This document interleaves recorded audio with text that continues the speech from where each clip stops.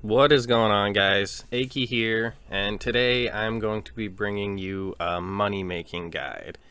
So this guide is going to include, I'm going to call it low effort money makers. I was going to go with AFK money makers, but really this game with the 90-second logout timer, there's not really truly AFK methods. And what I'm going to classify a low effort money maker is something that's close to the bank, you can make money with, and if you do happen to get logged out, if you log back in, you're going to be very close to where it is, so it's not going to be any sort of hassle or effort to get back to where you were. And yeah, with that being said, let's get into the video. Alright boys, so for the first money maker, I'm going to be chopping ewes. I'm going to be including quite a few different skilling methods, combat methods, just a couple different ones. And I also do want to mention that I don't think I'm going to include the expected profit because maybe at the time of watching this video the prices are different. Your woodcutting level is going to affect it, your combat levels might affect different ones, so I'm just going to include where the methods are and kind of how close they are to the bank. But yeah, so for the first one, all you need is 60 woodcutting for ewes, and I like to cut them in Edgeville because the bank is super close. It's really, I mean, I want to say AFK, but with the 90-second timer, you're going to get logged out quite a bit. But, you know, maybe you're at work and you log in and cut a couple trees, or trying to edit a video, or you just got something else going on. This is definitely a good one that does not take a lot of effort, and the bank is super close. Next up, we are going to talk about chopping maple trees. So this is another one that is super close to the bank. You don't need 45 magic to get here, you can walk, but you also need 45 woodcutting, and with members being released, maple logs are going for a decent chunk. I think when I last checked they were like 60 to 80 GP a log, so it's not going to be as good as yew logs, but again, it is super close to the bank, very low effort. If you do get logged out and you need to log back in, you're right here, you can start chopping again, and yeah, just another good one. Alright, next up we have magic trees. Now this one is a little bit further from the bank and you are going to need 75 woodcutting. I actually don't have 75 woodcutting, but I thought I would showcase it anyway. If you do this starting at 75 woodcutting, the logs are going to come pretty slow. And I mean, that's actually kind of a good thing in a way, because it gives you more time here, so you're not constantly running back and forth to the bank. And with the price of magic logs being quite a bit higher than yew or maple logs, it ends up still being pretty good. And you could fletch them or just go ahead and sell them, kind of whatever you want to do. But yeah, that is magic logs. Real quick, I wanted to mention cutting normal logs and oak logs. So if you are a brand new account and you only have one wood cutting, you can cut regular logs. I mean, well, that's what you're going to have to do. But I wouldn't classify it as low effort because the normal trees only give one log. But once you get to 15, you can cut oaks, and they are pretty decent. The bank is literally right there. So another one that can bring in some pretty decent money. Then if you go ahead and get to 30 wood cutting, you can cut yourself willow logs, which is another one that is very low effort. The bank is literally 2 steps away. And with fletching being released, the willow logs are worth a little bit more than they were in free-to-play. Now, this isn't the craziest amount of money. I'd say willows are more for actually leveling your woodcutting because you chop them so fast. But nonetheless, it still can bring in some money for your account, and I think that's going to do it for woodcutting. Alright, the next money maker I want to talk about is fishing. So you can start with 40 fishing and do lobsters, and it's nice and, you know, low effort. The bank is very close as well, and they do go for a decent profit. I think they're about 100-120 each at the time of this recording, and I do have a harpoon with me because you could also do tuna and swordfish. Now the tuna might not sell as much as lobsters, but the swordfish should sell pretty good. And it's another one that really doesn't take a lot of effort, and it's, you know, you just click on the fishing spot, boom, you're ready to go. if you're busy doing something, it's a good way to get yourself some gains and make a little bit of money at the same time. I'm also going to include fishing sharks. Now, you need, I believe it's 76 fishing. You need 68 to at least get into the fishing guild, which unfortunately I do not have. But over here on that dock is where you can fish them, and people are buying them anywhere between like 5 and 6, 700 GP, and that's some pretty good money just for some fishing. Doesn't cost you anything, and the bank is literally right by the dock as well, so you can probably fish quite a few per an hour. And yeah, people will buy the raw ones because they want to get them, they're cooking up themselves, and you know, things like that. So I just also wanted to include sharks, even though I can't actually fish them yet. That definitely would be another good one with low effort that is close to the bank. Alright, the next money maker I want to talk about is mining rune essence. So currently rune essence is going for crazy money, and the amount of effort it takes to mine it is very minimal.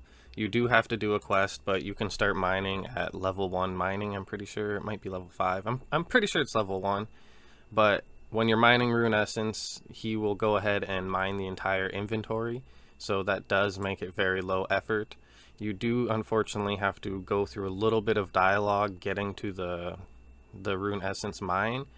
But all in all, it's not so bad, and you can mine quite a bit of runes pretty fast, even if you're only, you know, paying minimal attention. If you get logged out a few times, it's really not a big deal. And yeah, like I said, since it's going for so much money right now and it's in high demand, this is actually probably one of the better ones to do.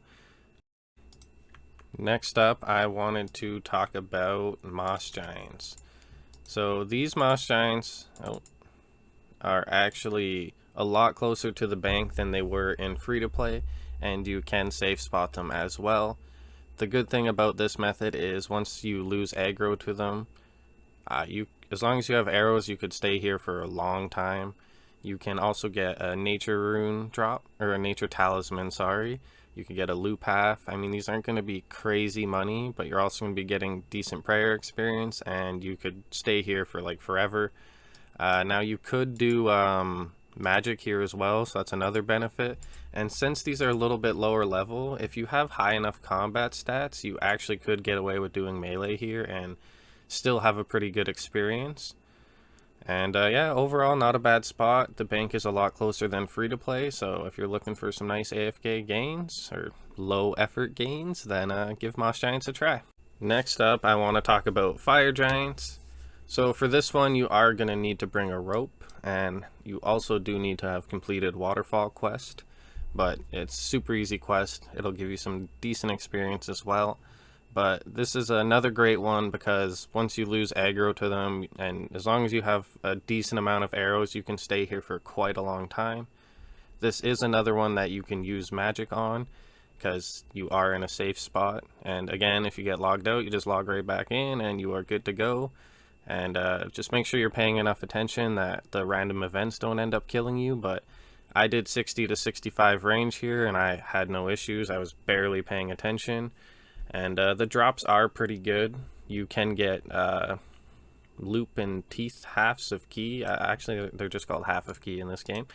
But you can also get a shield half. And they drop rune skimmies, fire battle staffs. And the other drops aren't so crazy, but you know, the myth square shields and the blood runes, rune arrows, and all that other kind of stuff do add up. So overall, they're not bad. I would recommend ranging them. They're kind of like moss giants with just better drops and more HP.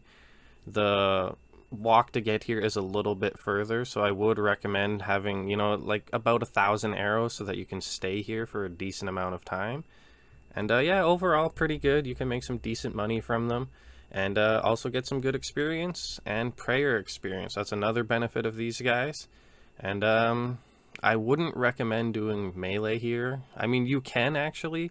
I just wouldn't recommend it if you don't want to be banking, like, you know, running back and forth. It's going to cut into your experience and, you know, stuff like that. So I would recommend safe spotting them if you are planning on doing fire giants. Next up, I wanted to include chaos druids. Now, the reason why these are awesome is because they will just keep attacking you. So, I mean, obviously there's the 90-second timeout, but even at higher levels, these can still be pretty good money. Oh, they're not attacking me now. But see, there it goes. They will just keep on attacking you as long as you have auto retaliate on. I mean, there is a chance you could get PK'd because you're in the wilderness. But for these guys, I would recommend using range, and you really only need like bronze arrows even because they're, you know, pretty low level and low defense. Or using melee. I'm not sure how it's actually pronounced. But that's going to keep your costs down. Magic right now is very expensive. Runes are just out of control. And this is another one that is pretty low effort. The inventory will fill up pretty quick, so I mean, there is that factor.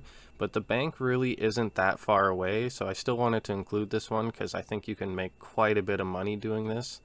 Unidentified herbs are going for a decent chunk right now, and they also drop like snape grass, vials of water. If you're planning on training herblore, it's another good way to get some secondaries. They do drop like blah runes and a little bit of other runes, that kind of stuff. So yeah, overall a pretty good method, but on to the next. Next up is going to be one of my personal favorites. Now, the walk to get here is pretty long, but if you are burying the bones and you're just saving up the hide, it's, you know, you can stay here for quite a while. Now, I would recommend having at least 50 range. Even at 50 range, the kills are going to be pretty slow, so I mean, like 60 would be ideal. And I'd recommend probably at least steel arrows, but even using steel arrows, I would get a whole trip done with like 200 arrows. So really, it's not so bad. Currently, people are buying the hides for 1.5k and the bones for about 1k. So every kill is going to be worth at least 2.5k. And as you can see, I mean, I killed this dragon in like a minute. And another awesome thing about these guys is they do drop clues. So if you're willing and like doing clues, you can land yourself some pretty big loot from them. And this moneymaker ends up being actually really good, honestly. You can do magic here as well. I'd say if you are going to train magic, this might be one of the better places because runes are so expensive and you're going to make a lot of your money back. And I also think doing magic is kind of better in a way because you have the anti-dragon shield. Like even right now, I haven't lost aggro. I'm going to go pick up this loot and he is going to smack the heck out of me. Boom, a big 20. So I honestly, I might even recommend bringing an anti-dragon shield for if you're going to be ranging them, just because you don't want to end up dying here. If you lose your glory or anything like that, there's no way you're going to make it here in time and your stuff is gone. Or if you disconnect, even having the anti-dragon shield, you're probably going to get messed up. And especially if you're a lower level, you probably will get one hit by these guys. So, you know, just keep that in mind. But yeah, overall, this is one of my favorite methods. So, yeah, let's move on to the next. Next up is going to be black dragons. So I wasn't sure if I should include this one, but since I included blue dragons and they are quite far from the bank and I was already down here, I figured why not. But basically the same premise as blue dragons. They do have similar loot tables. You can also get hard clues from them. The one good thing I'd say about them is they have more HP and I'm pretty sure higher defense. So the kills are going to take, you know, a fair bit longer. Nothing too crazy. But the hides sell for more. Right now, currently there's people buying them anywhere from like 2 to 2.3k each. And if the bones, you can manage to get 1k each, you're looking at like 3 to 3.5k per kill. So it is a little more value. You are going to use more arrows and it is going to take longer. But it is nice and low effort. You just attack it, sit in the safe spot and watch the money roll in. And again, if you do get a clue and you're able to figure it out and solve it, you can get some pretty big rewards. Well, that is going to conclude things for the low effort, money making guide. If you guys want to see future videos where I include other money makers, like maybe a skilling specific one and a combat specific one or something like that, be sure to let me know in the comments down below. And with that being said, I will see you guys in the next one.